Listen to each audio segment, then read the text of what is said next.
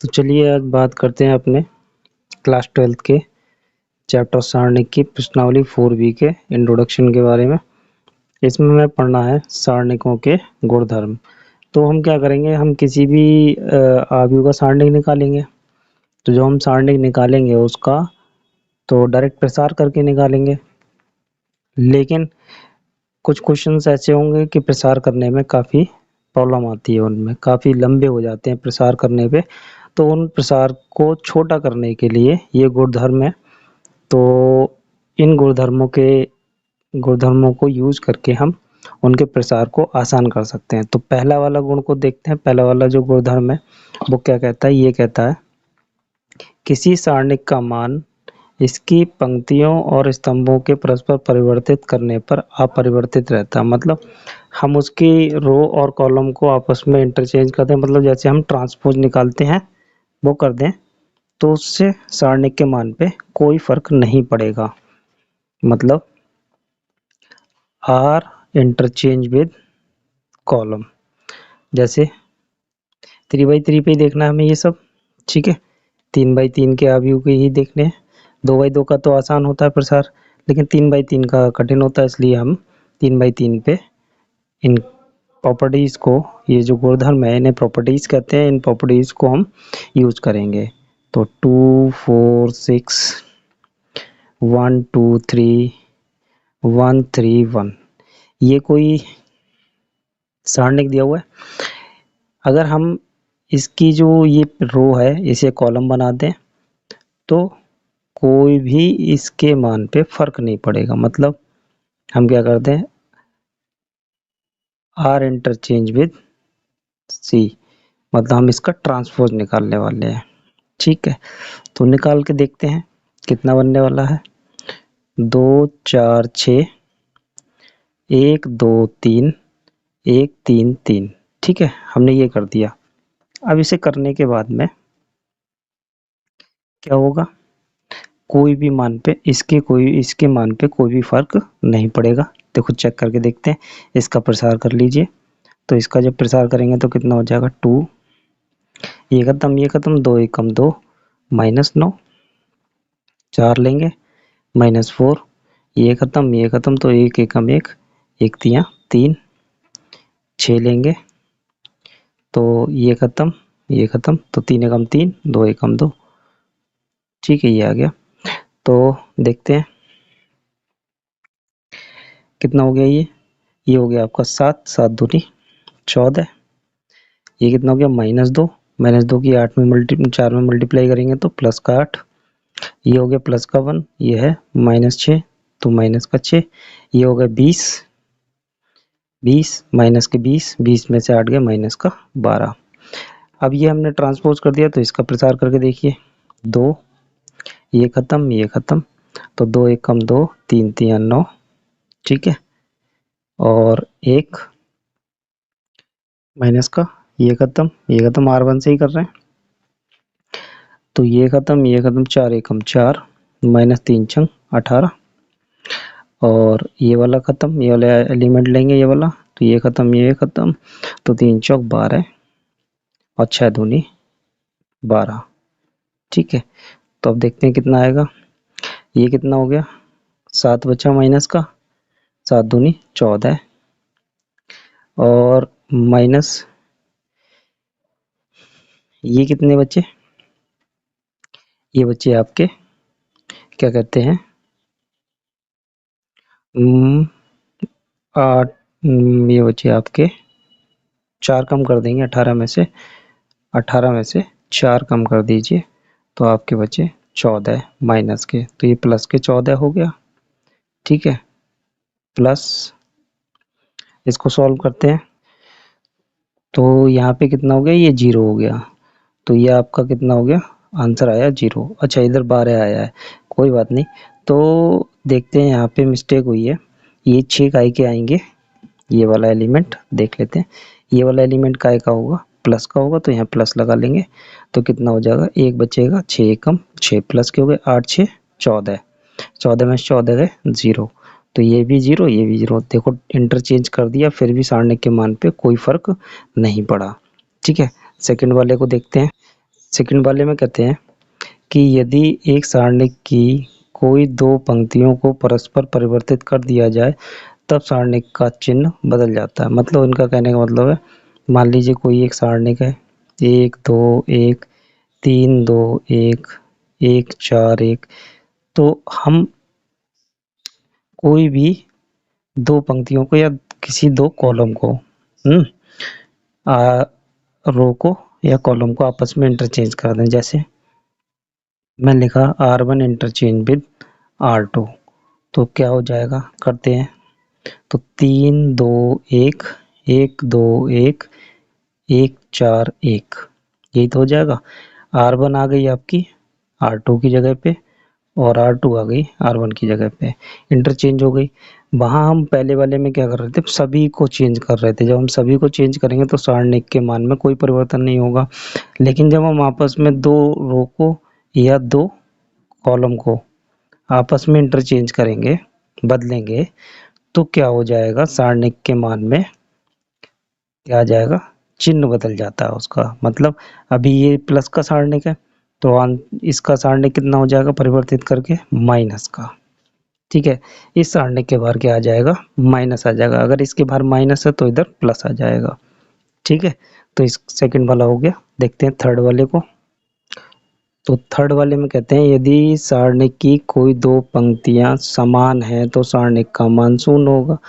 तो सीधा सा हो जाएगा, इसमें प्रचार करने की भी जरूरत नहीं पड़ेगी। जैसे 1 2 1 3 4 7 1 2 1, तो देखिए ये R3 और R1 समान है, तो इसका आंसर क्या हो जाएगा, डायरेक्टली 0 हो जाएगा। प्रसार करेंगे फिर भी आपका 0 ही आएगा, इसका प्रसार करके देखेंगे तब भी 0 ही आने वाला है।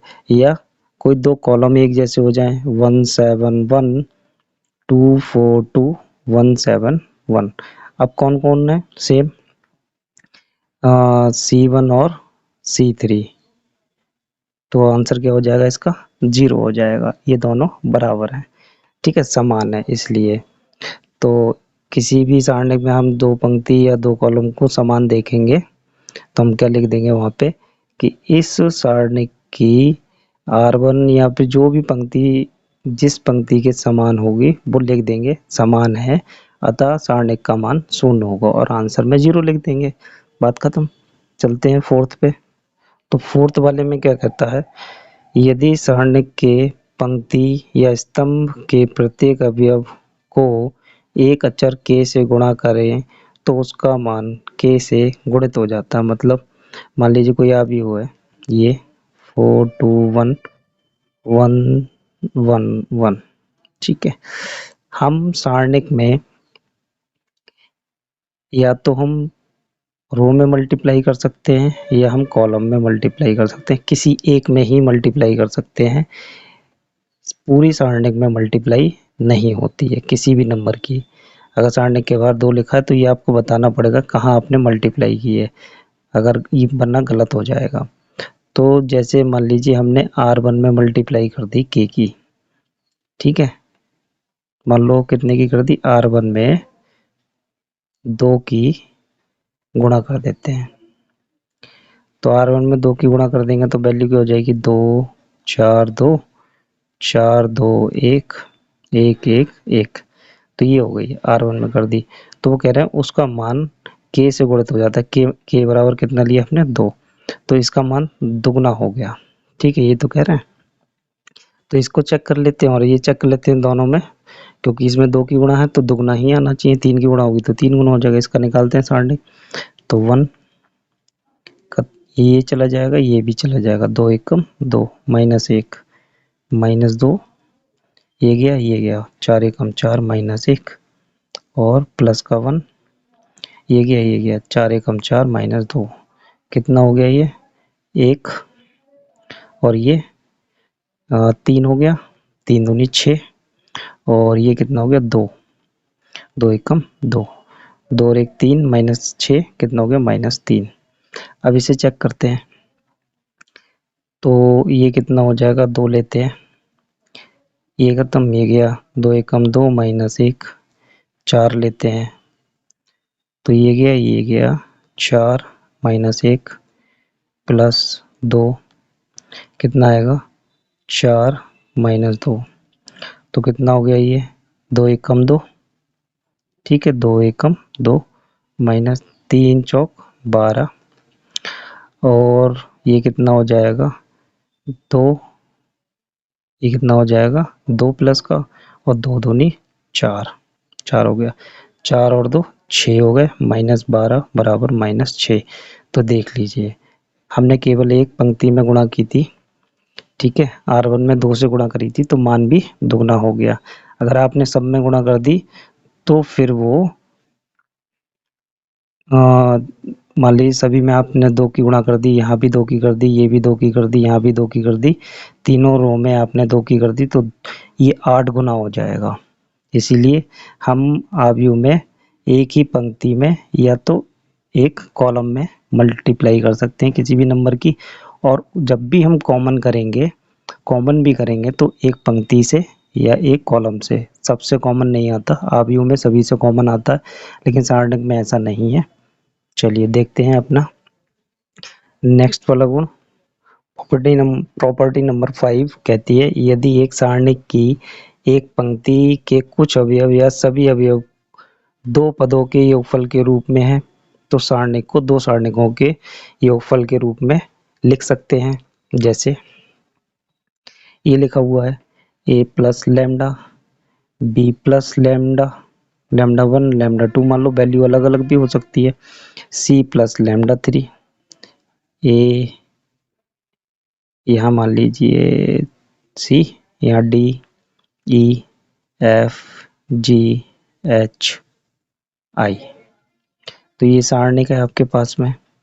तो ये यही हो गया यदि किसी सारणी की एक पंक्ति के कुछ या सभी अवयव दो पदों के योगफल में व्यक्त हैं, तो ये रहे दो पदों के योगफल में, तो हम सारणिक को दो सारणिकों के योगफल के रूप में लिख सकते हैं, मतलब हम इसे दो सारणिक के रूप में लिख सकते हैं। कैसे लिखेंगे, देखिए पहले तो पहले वाले अवयव की सारणिक बना लीजिए, A B C D E F G H I, इनके इसका योगफल दूसरी सारणी के साथ में किसके साथ में, लैम्डा 1 लैम्डा 2 और लैम्डा 3 सेकंड वाले एलिमेंट के साथ में, और ये नीचे वाले अनचेंज रहेंगे, इन्हें चेंज नहीं करना है, ये सेम रहेंगे। अब क्या करेंगे, दोनों का प्रसार करेंगे और जोड़ेंगे तो उसका आंसर आ जाएगा। इसका भी डायरेक्ट प्रसार करेंगे तब भी इसके बराबर ही आएगा, और ऐसे करेंगे तब भी इसके बराबर आएगा। तो ये था प्रॉपर्टी नंबर 5। देखते हैं प्रॉपर्टी नंबर 6।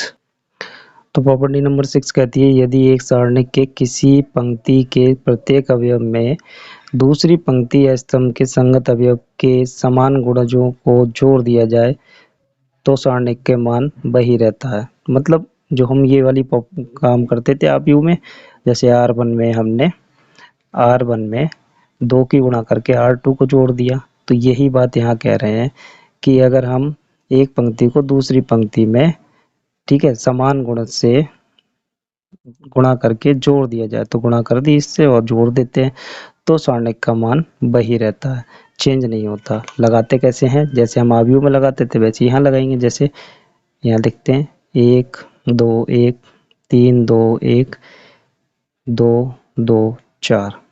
अब जैसे मैं R1 माइनस R2 कर दूं, ठीक है, क्या ऑपरेशन लगाऊंगा, R1 में चेंज कर रहा हूँ मैं, R1 में चेंज किया, माइनस किया 3R2 से, तो कितना बन जाएगा यहाँ पे देखते हैं, तो करिए R1 ये है, ठीक है, और R2 ये है, 3 की मल्टीप्लाई कर दी हमने तो ये 9 हो गया, तो 1 माइनस 9 कितना हो गया, माइनस का 8, ये 6 हो गया, तो 2 माइनस 6 माइनस का 4, ठीक है, तो 1 माइनस 3 कितना हो गया, माइनस का 2, 3 2 1 2 2 4। इस तरीके से हम ये वाले ऑपरेशन को वहीं आव्यूह वाले चैप्टर में लगाते थे, वैसा ही ये सेम ऑपरेशन है। ये 6 प्रॉपर्टी है हमारे पास में, इन 6 प्रॉपर्टीज को हम क्या करेंगे, प्रसार करने से पहले यूज करेंगे और प्रसार करेंगे उनका आसान, जिससे कि आसानी से क्वेश्चन सॉल्व हो जाए। तो चलते हैं अपनी एक्सरसाइज की तरफ, करते हैं उसके क्वेश्चंस को।